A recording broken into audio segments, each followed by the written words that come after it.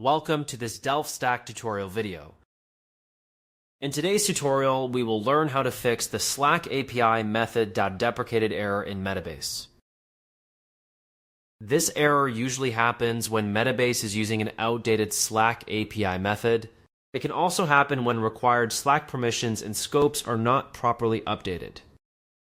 First, open your Slack app configuration by going to api.slack.com. Select the app that Metabase is using for Slack integration.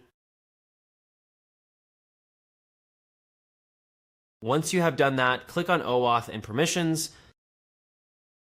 Here, make sure your app has the correct and updated bot token scopes.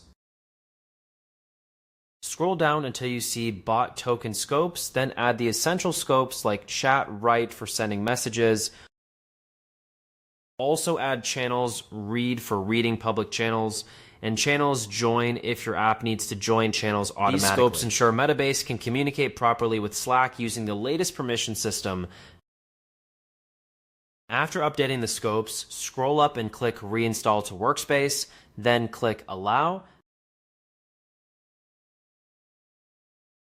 This step is important because Slack does not apply new permissions until the app is reinstalled.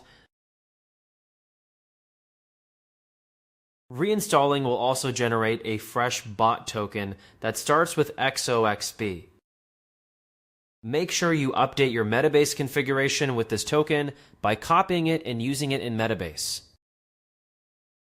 Next, update the Metabase Slack integration settings and replace any old or cached token with the new one. In many cases, the method deprecated error happens because Metabase is calling an outdated Slack API method or using an old token.